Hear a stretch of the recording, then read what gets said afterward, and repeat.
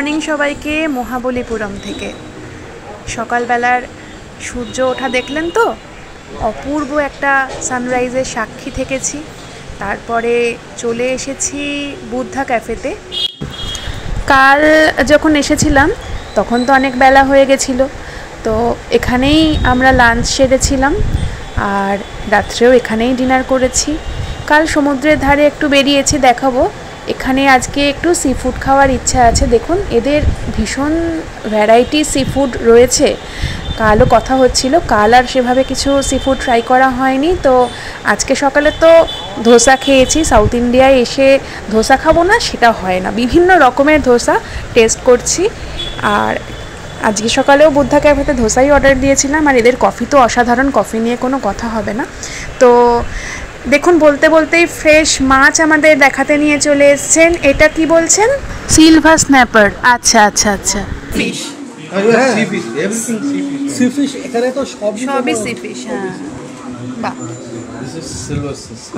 তো সকালে আমরা একটু বেরোবো এখন, তাই লাঞ্চে আর নয় ডিনারে সি ফিশ নেবো। তো এটাই দেখুন বাইরে থেকে বুদ্ধা ক্যাফে, ভীষণ ভালো রেস্টুরেন্ট। মহাবলীপুরমে এসে কিন্তু আপনারা অবশ্যই ট্রাই করতে পারেন।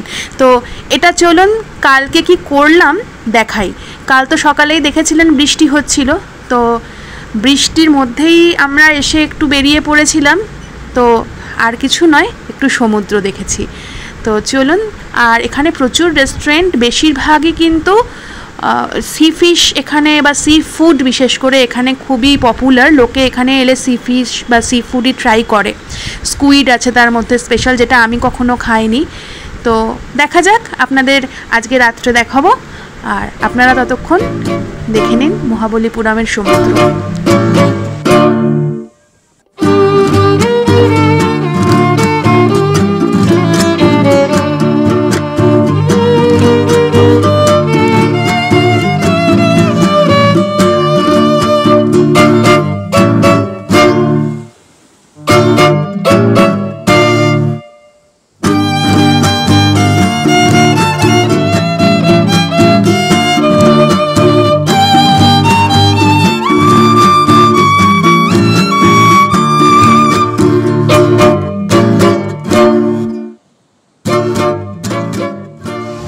দেখুন বেরিয়ে পড়েছি আমরা, চলে এসেছি একদম অটো স্ট্যান্ডে। তো এখান থেকে অটো নেব। আজকে যে মনুমেন্টসগুলো আছে, যেগুলো ওয়ার্ল্ড হেরিটেজ সাইটের মধ্যে পড়ে, সেগুলো আমরা দেখে নেব। আমাদের 600 টাকায় অটোওয়ালা বলেছে পুরো ঘুরিয়ে দেখিয়ে দেবে। তো এটা অটো স্ট্যান্ডের সামনের মন্দিরটা। আগে চলুন এটা দিয়ে আমরা শুরু করি আজকে আমাদের বেড়ানো মহাবলীপুরম। যদিও এই মন্দিরটা ওয়ার্ল্ড হেরিটেজ সাইটের মধ্যে পড়ে না, বা এখানে যে গ্রুপ অফ মনুমেন্টস আছে যেগুলো ওয়ার্ল্ড হেরিটেজ সাইটের মধ্যে পড়ে তার মধ্যে হয়তো পড়ে না। দেখুন উপরের কারুকার্যটা কি অপূর্ব, শায়িত বিষ্ণু মূর্তি। এটা কিন্তু মূলত বিষ্ণু মন্দির। ছাদের কাজটা দেখছে। মন্দিরের ভেতরে দেখুন কি সুন্দর আলপনা। এখানে অবশ্য বাড়ি হোক মন্দির হোক আলপনা দেওয়ার রেওয়াজটা খুব সুন্দর। এটা গোপুরম। এখানকার মন্দিরের গেটগুলোর কারুকার্যই সব থেকে বেশি এবং গেটগুলোই সবচেয়ে উঁচু হয়, তো সেগুলোকে গোপুরম বলে। আপনাদের একটু জুম করে দেখালাম কাজটা। আজকে কিন্তু আকাশ একদম নির্মেঘ, তাই রঙগুলো বেশ সুন্দর আসছে। আর একটু জুম করে দেখাই, দেখুন কি অপূর্ব কারুকাজ। এটাই হচ্ছে দক্ষিণ ভারতের মন্দিরের বিশেষত্ব। জানাবেন কেমন লাগছে মন্দির দেখতে।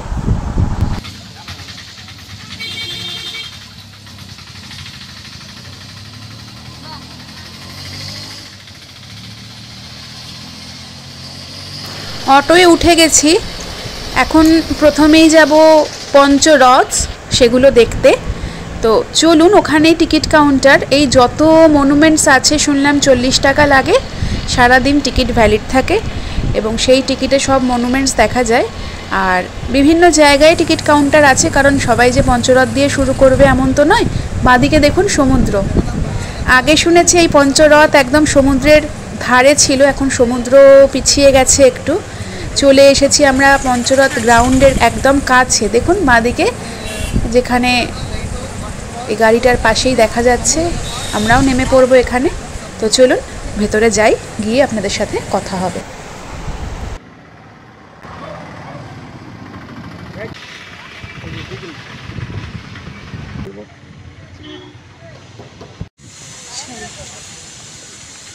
মনোলিথিক স্ট্রাকচার বলে কি, তাই তো? অর্থাৎ একটি শিলার ওপর এই প্রত্যেকটা যে স্ট্রাকচার করা আছে তৈরি। দেখুন কি অদ্ভুতভাবে খোদাই করে করে স্ট্রাকচারগুলো তৈরি করা হয়েছে। একটু ইতিহাস নিয়ে বলবো, সেটা এখনই নয়, আগে ভালো করে সামনে থেকে আপনাদের দেখিয়ে নিই, তারপরে সময় মতো আপনাদের সাথে আলোচনা করা যাবে। সবার আগে চলুন এই সিংহটা দিয়ে শুরু করা যাক। সিংহর ডান দিকে দেখুন যে স্ট্রাকচারটা দেখা যাচ্ছে, এটা কিন্তু নকুল সহদেব রথ, আর বাঁ দিকে আছে পরপর প্রথমেই এটা দ্রৌপদী রথ। তো চলুন দ্রৌপদী রথের সামনেটা দিয়েই আমরা শুরু করি দেখা। দেখুন দ্বাররক্ষী রয়েছে রথের সামনে। ভাবুন বিশাল বড় বড় একটাই শিলা, সেই একটা শিলাকে এরকম আকৃতি দিয়ে তার গায়ে এত সুন্দর সব কারুকার্য করা হয়েছে। আর আজ থেকে কত বছর আগে, পল্লব যুগে, পল্লব সাম্রাজ্যের এই আর্কিটেকচার। এগুলো ইতিহাস নিয়ে খুব বেশি আপনাদের বলবো না, আপনাদেরও হয়তো শুনতে ভালো লাগবে না। এটা দেখুন অনেকটা আমাদের বাংলার চালা টাইপের মাথাটা, সুন্দর না? যে জায়গাটায় আমরা এখন দাঁড়িয়ে আছি সবাই তো জানেন, মহাবলীপুরম। একসময় নাম ছিল মামাল্লপুরম, এবং এই অঞ্চলটায় নাকি বিশাল বড় একটা বন্দর ছিল। এই যে আর্কিটেকচারগুলো, বিশেষ করে এই পঞ্চরথের যে আর্কিটেকচারগুলো, এগুলো পল্লবরাজ নরসিংহ বর্মনের সময়কার তৈরি। আর এই গোটা মহাবলীপুরমের যত আর্কিটেকচার রয়েছে বা যত শিল্পকলা আমরা দেখব, বেশিরভাগই হচ্ছে ওনার বাবা অর্থাৎ মহেন্দ্র বর্মনের সময়কালের তৈরি। তো সময়কাল বলতে প্রায় আজ থেকে 1300 থেকে 1500 আনুমানিক বছর পূর্বের সেই সময়কার। তাহলে ভেবে দেখুন সেই সময়ে দাঁড়িয়ে এই বিশাল বড় বড় এক একটা শিলাকে এই রূপ দেওয়া কি চারটিখানি কথা। তো একদম ডান দিকে দেখুন যেটা রয়েছে, এটা ধর্মরাজ যুধিষ্ঠিরের রথ। তারপরে এই যে সবচেয়ে বড়, এটা কিন্তু ভীম রথ। ভীমের রথটাই সবচেয়ে বড়। রথ বলছি কারণ এই স্ট্রাকচারগুলো দেখলে সবার আগে রথের কথাই মনে পড়ে, রথের মতোই দেখতে। তারপরে দেখুন অর্জুন এবং দ্রৌপদী রথ। তো দ্রৌপদী রথ দিয়েই আমরা শুরু করেছিলাম, আর একদম শুরুতে আপনাদের দেখিয়েছিলাম নকুল সহদেব রথ। আর মাঝে এই একটা হাতি রয়েছে, সিংহ রয়েছে, মহিষ রয়েছে, এরকম কিছু প্রাণীদের স্ট্রাকচার করা, এবং সেগুলো এত প্রাণবন্ত, অপূর্ব লাগছে। আপনারা অবশ্যই জানাবেন কিন্তু কেমন লাগছে।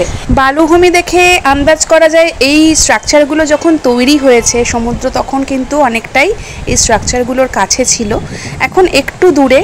তো এখান থেকে আপাতত আমরা বেরিয়ে যাব, আরও অনেকগুলো আমাদের আর্কিটেকচার দেখার বাকি, যেগুলো সবই ওয়ার্ল্ড হেরিটেজ সাইট এর মধ্যে পড়ে। তো প্রত্যেকে জানাবেন আপনাদের কেমন লাগলো। সকালে যেমন সমুদ্র দিয়ে শুরু করেছিলাম, এখন দাঁড়িয়ে আছি ঐতিহাসিক ক্ষেত্রে। আর এইখানে এগুলো দেখলে না গায়ের রোম খাড়া হয়ে ওঠে, শিহরিত হয়ে উঠি যে ওই সময়ে দাঁড়িয়ে এই আর্কিটেকচার, ওই যুগে দাঁড়িয়ে ভাবা যায় না। তো চ্যানেলের সঙ্গে থাকবেন, প্রত্যেকে ভালো থাকবেন। ধন্যবাদ।